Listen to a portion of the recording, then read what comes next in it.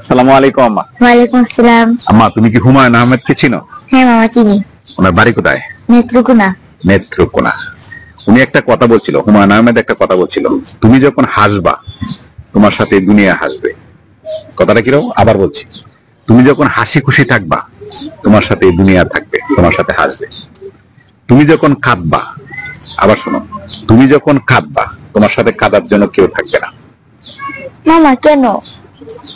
বুঝতে পারছো? তুমি যখন কাঁদবা, তুমি যখন হাসবা তোমার সাথে দুনিয়ার সবাই থাকবে, আর তুমি যখন কাঁদবা তোমার সাথে কেউ থাকবে না। তাহলে কাদের সময় যেন কেউ থাকবে? কাদের সময় কেউ থাকবে না। উনি বোঝানোর চেষ্টা করছে এই কথাটা। তুমি যখন সুখে থাকবা, তুমি যখন ভালো থাকবা, তুমি সবাইকে পাইবা। যখন তোমার অবস্থা খারাপ থাকবে তুমি কাউকে পাবা। তোমার অবস্থা যখন খারাপ থাকবে তখন তুমি কাউকে পাবা। তুমি তোমার কোনো কাজের জন্য খুঁজলে তুমি কাকে পাবা না। তুমি ভালো সময় যখন থাকবে, তুমি যখন হাসতে পারবা, তোমাদের হাসি খুশি থাকবা, তোমার যখন অবস্থা ভালো থাকবে, তুমি সবাইকে সবার সাথে তোমার কথা হবে, সবাই তোমার সাথে হাসবে, তোমার সাথে সব খেলতে থাকবে। কিন্তু তুমি যখন কাঁদবা অথবা তোমার খারাপ সময় থাকবে, তুমি কাউকে পাবা না। যেমন তুমি যদি খারাপ সময় থাকে, তুমি যদি কাউকে ফোন দাও, সে তোমার ফোন ধরবে না। তুমি যদি খারাপ সময় থাকে, তুমি যদি কাউকে ডাকো দিতে আসো, তোমার একটু দরকার, তোমার ডাকে সে সাড়া দিবে না।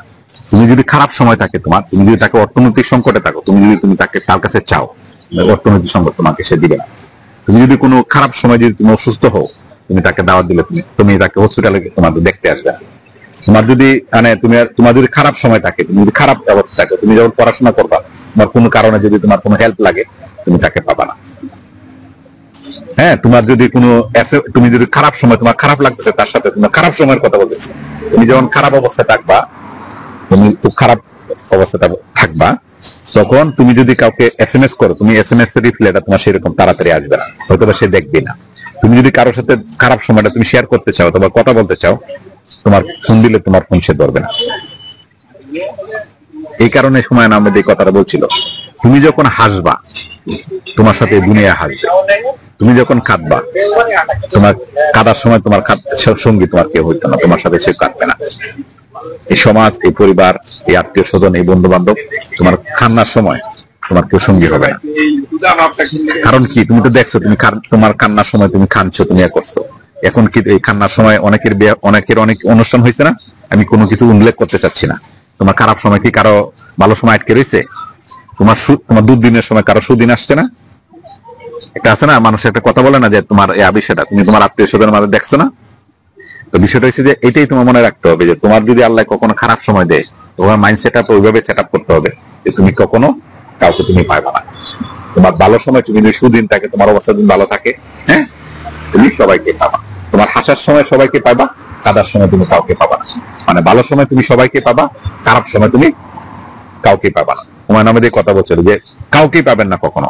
তাহলে তোমাকে চলার পথে, জীবন চলার পথে তোমাকে কিভাবে চলতে হবে সেটা তুমি নির্ধারণ করবা। হ্যাঁ, উনি এই কথা বলছে যে তোমার জীবন কিভাবে চলবে, তোমার জীবন কিভাবে চালাবা, তুমি কিভাবে করবা, সেটা তুমি নির্ধারণ করতে হবে। কারণ কি? তুমি ভালো করে জানো যে তোমার যখন সুদিন থাকবে, তুমি যখন হাসবা, তোমার সাথে সবাই হাসবে। তোমার যখন দুদিন থাকবে, তুমি যখন কাঁদবা, তোমার সাথে কেউ কাঁদবে না। তাহলে জীবন তুমি কিভাবে পরিচালনা করবা, কার সাথে তুমি যোগাযোগ রাখবা, কার সাথে তুমি চলবা, জীবন চলতে গেলে তুমি কি চিন্তা করবা, তোমাকে কি করতে হবে, কিভাবে চলতে হবে, সেটা তুমি একা ডিসিশন নিতে হবে। তোমাকে এককভাবে ডিসিশন নিতে, কারণ ভালো থাকাটা নিজের কাছে, নিজের অন্তরের কাছে ভালো থাকাটা কিন্তু ওই যে দেখানো জিনিস না, তুমি এর দিয়ে দেখাইবা সেটা কিন্তু ভালো থাকার বিষয় না। তাহলে বিষয়টা কি দাঁড়াচ্ছে? তোমার আবার কথাটা বলতেছি, তুমি যখন হাসবা তোমার সাথে সবাই হাসবে, যখন তুমি কাঁদবা তোমার সাথে কেউ কাঁদবে না। ঠিক আছে মা? আসসালামু আলাইকুম, ভালো থাকবা।